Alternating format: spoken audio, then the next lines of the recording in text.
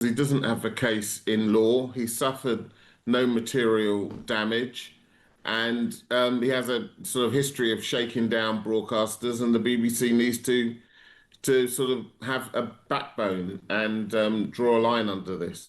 So the BBC are offering President Trump precisely $1 billion less than he wanted. The corporations apologised to the US president for that now notorious panorama edit of his speech, but they have rejected his demand for compensation. The BBC letter to Trump's legal team sets out a string of arguments, including that the programme wasn't aired in the US, didn't cause him material harm, and was not designed to mislead.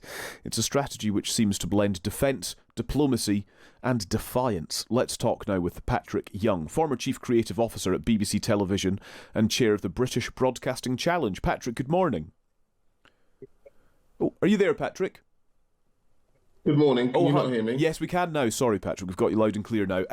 Do you think this is the right approach then from the BBC? Here's the apology, but you're not getting any money. Absolutely, because he doesn't have a case in law. He suffered no material damage. And he has a sort of history of shaking down broadcasters, and the BBC needs to sort of have a backbone and draw a line under this. There's a chance this just inflames things further, of course. Well, I don't know if you've got children, but when you are dealing with somebody who's very childish, you don't know what the response will be. Trump could do anything from remove the BBC's White Hat passes all the way to put in a 10% tariff on all British goods. I mean, the man is totally erratic. So who knows what his response will be, but the BBC have taken the right approach. They have apologised for the edit, and they've said they do not believe he has a case in law that warrants them paying him any compensation. If he does have a case in law, he should prosecute it. What do you make of the way the whole situation has been handled? We are years after Trump made the comments that were included in the documentary. We are years after the documentary was made and broadcast. This is all blown up in the last couple of weeks. How has the BBC's handling of it rated, in your view? Well, the BBC's handling of the situation has been weak.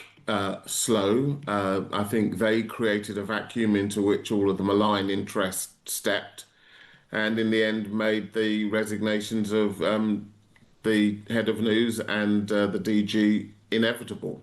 That was a failing on the BBC's part. If what we read is correct, and that news were ready to make an apology, within a day of the complaint taking off, why that apology wasn't made.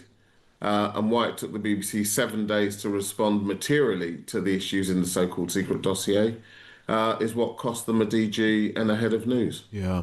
A few moments ago, Patrick, we were speaking to the Culture Secretary, Lisa Nandy, and we were asking her whether this was the right approach from the BBC, and she said it wasn't really for her to say. And I'm just quite intrigued about that as a statement from the Culture Secretary and what the relationship should be like between government and the BBC today. Would you have wanted a more full-throated support for the BBC's action? No, it's not her job to support the BBC's action on an issue like this. Where it will be important is if Trump does spit the dummy and come in with 10% tariffs or ban the BBC from operating in the USA, then the government should step in. But I think this is the right separation between the corporation and the government. One of the problems we have at the moment is that the relationship is too close. The Prime Minister directly appoints people onto the BBC board, and that's one of the issues which seems to sit at the heart of some of this delay. It's not for me to say whether Robbie Gibb is or isn't the cause, but he has certainly become the lightning rod.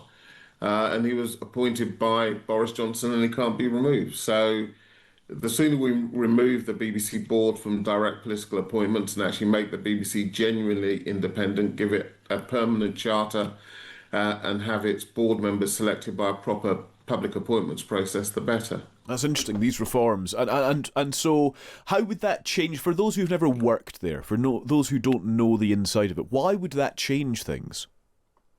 Well, at the moment, you have the management and then you have the board. And the role of the board is governance. The role of the board is to make sure that the management are delivering the strategy and doing it in a way that reflects the public interest.